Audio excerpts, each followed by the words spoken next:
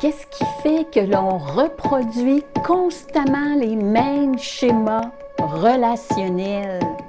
Pourquoi est-ce que moi, je me désengage de la relation, je me sous-investis, je me referme sur moi, je cesse de parler, de communiquer, de me connecter, tandis que moi, je m'agrippe, je cours après toi.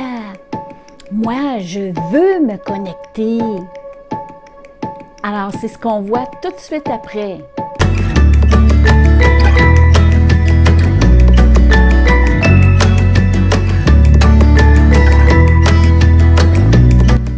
Bonjour, Monique Desjardins pour Parents, Familles, Couples conscients et bienveillants. Effectivement, nous avons des schémas relationnels, des mécanismes de défense que l'on reproduit, surtout lorsque nous sommes stressés. Ce sont des mécanismes d'adaptation. Nous nous sommes adaptés à une famille, à des parents que nous avons eus. Et c'est ce qui fait que l'on se transmet de génération en génération ces façons de faire qui nous font souffrir, qui sont douloureuses parce qu'on n'arrive pas à établir une bonne communication, une bonne relation, une relation bienveillante. Alors, si vous n'avez pas regardé ma première capsule, ce serait peut-être important d'aller la voir, puis de regarder celle-ci par la suite, parce que dans la première, on voit comment s'identifier. C'est certain que je ne vais pas en profondeur, parce que les capsules seraient beaucoup trop longues, mais tout de même, vous avez suffisamment d'éléments pour être capable d'identifier quel est votre schéma défensif lorsque vous êtes stressé, lorsqu'il y a un conflit. Est-ce que vous fonctionnez comme la tortue ou la pieuvre? Alors, ici, maintenant, ce que je voulais vous parler, c'est pourquoi est-ce qu'on est une tortue et pourquoi est-ce qu'on est une pieuvre? Parce que c'est très important pour développer de l'empathie dans notre relation. Bien, ça peut être aidant de savoir qu'est-ce qui s'est passé dans notre enfance parce qu'on a tendance à se blâmer au lieu d'avoir de la compassion, de l'empathie pour l'autre. Alors, nos schémas viennent de notre famille, ils viennent de nos parents, ils viennent de notre lien d'attachement et des phases de développement qui ont poursuivi la phase d'attachement, mais dans le fond, la phase d'attachement est là au départ, sauf qu'elle traverse toutes les phases de développement, dont la deuxième qui se trouve à être l'exploration. Alors, si je vais explorer, puis que lorsque j'en ressens le besoin, je retourne vers mon parent et que mon parent n'est pas un refuge pour moi, bien, à ce moment-là, je vais développer des mécanismes d'adaptation, des mécanismes de défense. Et c'est ce que la pieuvre et la tortue ont fait parce qu'ils viennent de familles où est-ce qu'il y avait des pieuvres et des tortues. Puis, c'est ce qui fait que l'on reproduit de génération en génération et présentement, bien, vous pouvez couper cette roue de souffrance que l'on se transmet de génération en génération. Il s'agit simplement de mettre de la conscience, puis d'être capable de se regarder, de s'introspecter et d'identifier qu'est-ce que l'on fait qui ne fonctionne pas pour cesser de le faire et d'apprendre à faire du stretching, de l'étirement relationnel, ce qui veut dire apprendre à faire autrement pour contribuer à notre couple, pour que notre couple puisse s'épanouir dans l'avenir. Alors, le parent pouvait contrôler la tortue, contrôler ses pensées en lui disant, bien voyons donc, qu'est-ce que tu racontes, ça n'a pas de sens, qu'est-ce que tu dis, c'est pas une bonne idée que tu as. Puis là, c'est sûr et certain que moi, je vais vous donner des exemples qui sont subtils parce que c'est facile d'aller dans la polarité inverse.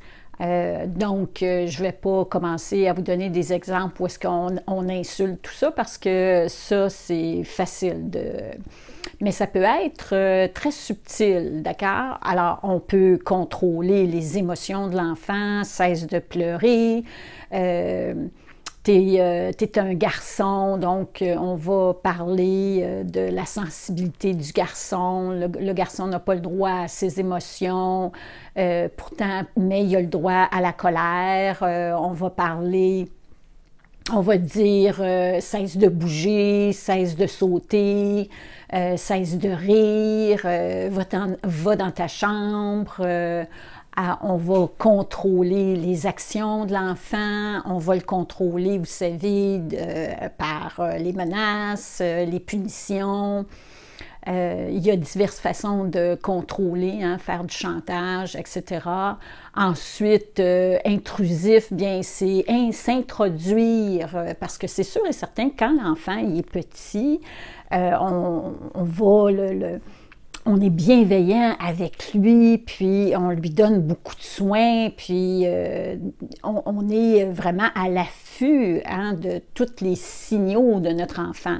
Sauf qu'à un moment donné, l'enfant commence à grandir et on doit de plus en plus le laisser vivre et avoir sa vie à lui.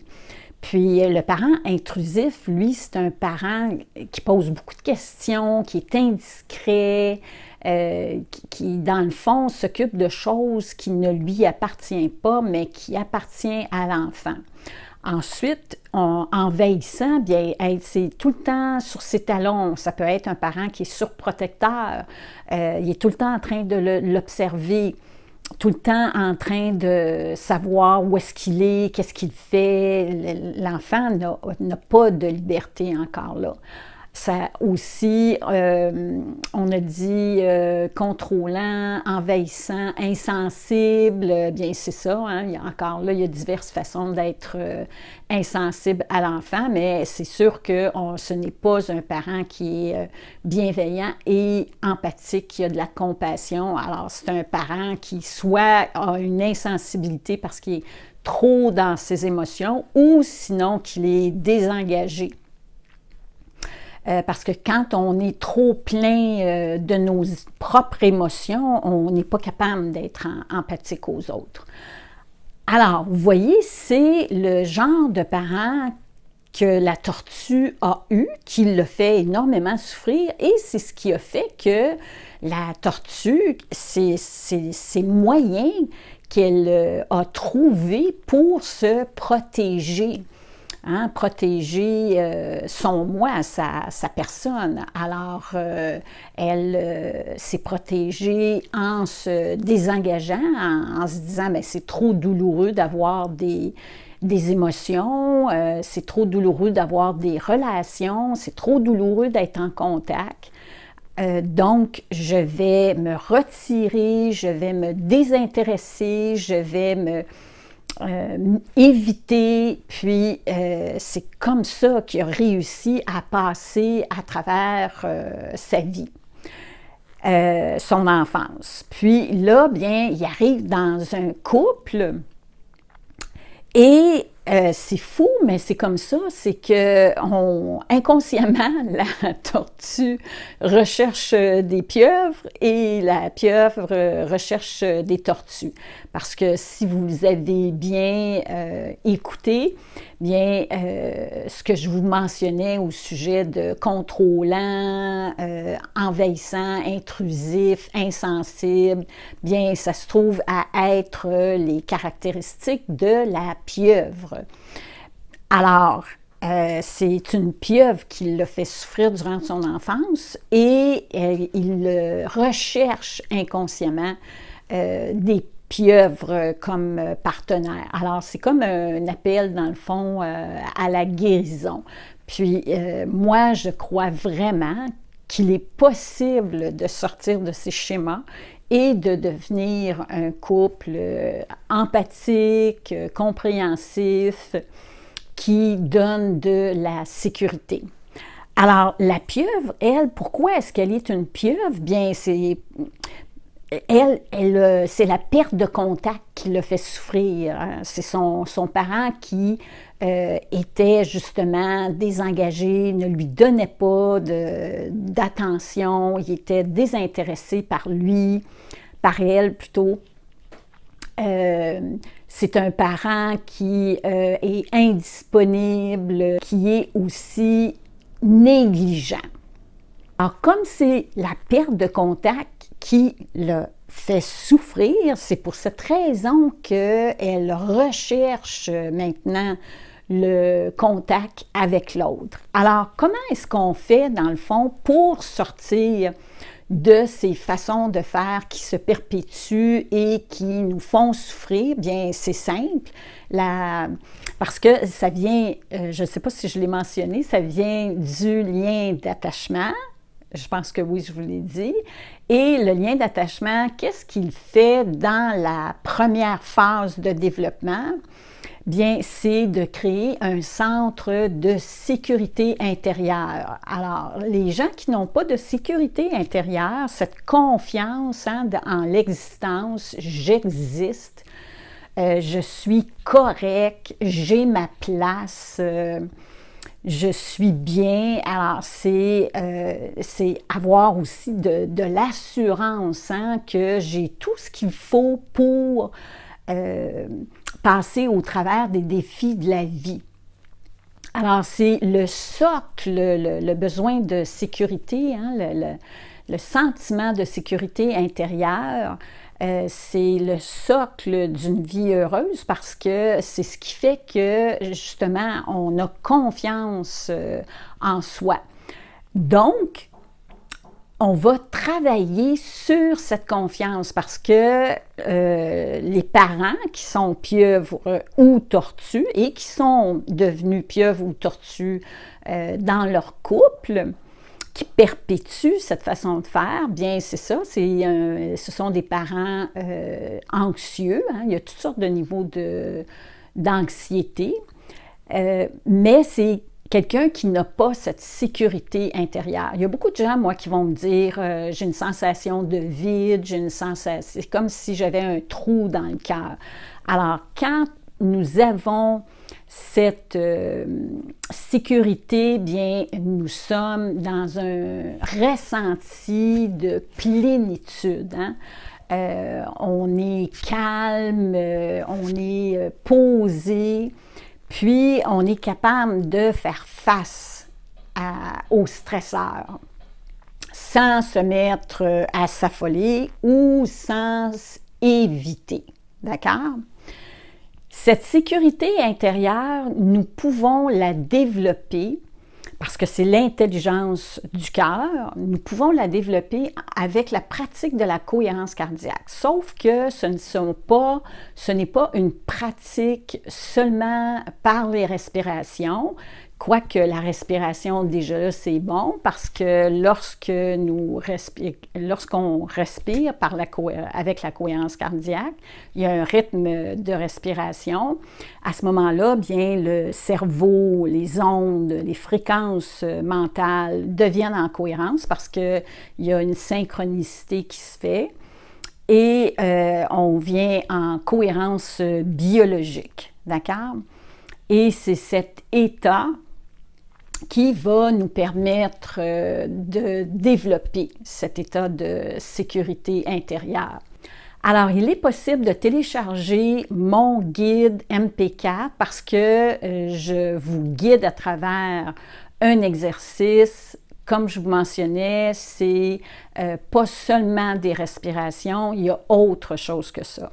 Vous savez, co-création empathique, je parle beaucoup de la puissance du cœur, de l'intelligence du cœur. Alors, on va apprendre aussi à développer notre intuition, à s'écouter. La tortue, elle s'est désengagée de ses émotions, elle a beaucoup de difficultés à parler de ses émotions, à parler de ses besoins, parce qu'on n'en a jamais fait part. Alors, c'est normal, hein? Vous savez, là, moi, je veux vraiment pas que l'on juge une façon ou l'autre. Je pense qu'il faut comprendre que ce sont des mécanismes d'adaptation, puis il n'y a personne à blâmer dans ça, même les parents, parce que on développe, le cerveau se développe en miroir avec nos parents. Alors, tout ça, c'est inconscient. Donc, on va pratiquer la cohérence cardiaque avec un ressenti. C'est ça qui est très important. Ensuite, on va apprendre à développer son intelligence du cœur, donc à écouter sa petite voix intérieure, se faire confiance, parce que c'est ça, si on s'est fait invalider constamment, si on s'est fait dire, on pouvait dire « ouch, ça me fait mal »,« non, non, non, ça fait pas mal ». Alors, c'est ça, hein, on invalide là, constamment les émotions des autres. On va commencer à se valider. On va aussi développer, puis ça, j'ai une vidéo, je vais mettre les liens, pour une pratique d'auto-empathie. Alors, c'est d'aller faire des check-in, aller voir à l'intérieur de soi quelles sont mes émotions, quels sont mes sentiments, quels sont mes besoins. J'ai des cartes sur les besoins et les émotions. De cette façon-là, bien, ça devient plus facile de les identifier.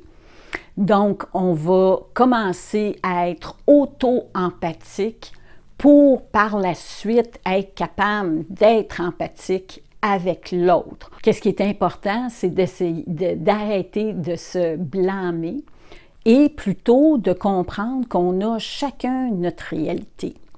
Ensuite de ça, très souvent, bien, il y a une question qu'on manque d'estime de soi, on manque de confiance en soi, on n'a pas appris à aimer. Alors, on va faire un exercice à chaque fois que vous allez vous voir dans la glace. Ce serait important d'essayer de ressentir de l'amour pour vous. Alors, si vous n'êtes pas capable de le faire, bien, à ce moment-là, vous pouvez commencer à penser soit à quelqu'un que vous aimez beaucoup, qui vous est facile d'aimer, ou encore, ça peut être un objet, un animal, peut-être des fleurs, vous voyez. Puis, vous allez transférer ce ressenti sur vous en faisant un beau sourire. À chaque fois, vous allez vous voir dans la glace. Et vous pouvez ajouter des mots, des qualificatifs que vous aimez. Ça peut être respect, compassion, collaboration, respectueux. Voyez-vous, alors simplement dire des mots, parce qu'il y a des fois que les gens qui ont beaucoup de résistance de dire « je suis respectueux »,« je suis aimable »,« je suis bienveillant », bien tout de suite, il y a une résistance qui se crée. Alors, au lieu de, on va simplement dire le mot. Puis, vous savez, très souvent, on commence à faire des petits exercices comme ça, très simples, puis tout de suite, on vient s'invalider. Pourquoi? Parce que justement, des fois, cette voix, hein, on dit que la voix que nous avons dans notre tête, c'est souvent la voix de nos parents que nous avons de programmer. Alors, il faut sortir de ces programmes négatifs qui nous font souffrir. Donc, commencez, puis même si vous avez des résistances, puis que vous êtes porté à vous juger, vous critiquer, vous blâmer, c'est pas grave. Continuez, puis c'est comme n'importe quoi, à un moment donné, ça va devenir un réflexe, un automatisme. Alors, c'est ce qu'on veut. Ensuite, vous allez apprendre aussi à vous auto-réconforter, à vous dire « Je suis bonne, je suis bon, je l'ai l'affaire. » Alors, ça, c'est important d'être son meilleur ami. J'ai aussi une vidéo à cet effet sur ma chaîne YouTube qui pourrait vous aider. Alors, vous voyez, on va construire tranquillement de la bienveillance à l'intérieur de soi pour, après ça, construire une zone de sécurité, de bienveillance, d'empathie pour soi et pour l'autre, parce que notre relation avec l'autre est toujours le miroir de notre propre relation avec nous-mêmes. Ce qui veut dire que plus j'ai une relation de qualité avec moi-même, et plus je suis capable de l'avoir aussi avec l'autre. Donc, on va apprendre à créer cette zone de bienveillance, de sécurité par la communication du cœur et autre chose. Aussi, j'ai oublié de vous mentionner, apprendre à être bienveillant envers soi. Alors, un petit exercice que l'on peut faire, c'est qu'à chaque fois que vous voyez quelqu'un qui vous sourit, une poignée de main qui est sincère, un câlin, un compliment, bien, très souvent, qu'est-ce qu'on fait? C'est qu'on va intellectualiser le geste de l'autre parce qu'on est comme coupé de nos émotions. On a beaucoup de difficultés à ressentir. Alors, on va pratiquer le ressenti corporel de nos émotions. Comment on va faire ça? Bien, c'est ça, c'est que quand il va y avoir des moments comme ça où est-ce que c'est bon, hein, bien, on va les goûter, on va les ressentir, on va descendre dans notre corps, puis être dans la conscience attentive de nos ressentis corporels. Qu'est-ce que ça nous fait que cette personne nous sourit? Qu'est-ce que ça nous fait que cette poignée de main? Et vous allez voir que de plus en plus, comme aussi en pratiquant la cohérence cardiaque, vous allez être attentif à vos ressentis corporels. Je vais vous guider à travers l'exercice et vous allez commencer à vous donner ce dont vous avez besoin pour être capable de créer cette zone de sécurité où est-ce que vous allez pouvoir accueillir les émotions de l'autre en faisant du stretching, de l'étirement. Alors, c'est sûr que ça va prendre des efforts, de l'engagement. Donc, pour débuter une démarche comme ça, c'est pas facile, c'est pas évident, puis il faut le vouloir, il faut s'aimer suffisamment. Puis moi, ce que je dis, c'est que le aimer, c'est un choix, c'est pas quelque chose qui va et qui vient, puis parce que ça, au début, c'est la passion, c'est tout ça, mais l'amour d'un couple, c'est beaucoup plus que ça. C'est surtout de l'engagement, puis de savoir qu'on veut passer à travers les étapes, les défis de la vie, avoir des enfants, bien, même si on ne veut pas d'enfants, bien, c'est sûr qu'avoir des enfants, c'est quelque chose d'exigeant, de demandant, c'est pas quelque chose qui est simple et facile. C'est sûr qu'il y a énormément de joie. En même temps, on sait bien que c'est beaucoup d'énergie. Alors, créer cette zone de sécurité, bien, c'est commencer de s'accepter de plus en plus, d'être de moins en moins réactif et de se donner alors la chance de pouvoir partager calmement. Puis ça, bien, c'est avec la communication du cœur. Éventuellement, on va y revenir. Alors là, je ne vais pas vous faire une vidéo trop long. Donc, on va arrêter ici pour aujourd'hui. Puis, en espérant que vous savez maintenant si vous êtes une tortue, si vous êtes une pieuvre, puis quel était votre parent qui était la tortue, la pieuvre, celui qui vous a fait le plus souffrir. Puis, vous pouvez me l'indiquer sous la vidéo, ça va me faire plaisir. Si vous avez des questions, n'hésitez pas. Ça va me faire plaisir de vous répondre. Alors, à bientôt et on n'oublie pas besoin de se culpabiliser parce que tout ça, c'est inconscient. On met de plus en plus de lumière, de conscience sur nos relations, sur notre vie. Puis, on se dit qu'on est bon, on est capable. À la prochaine!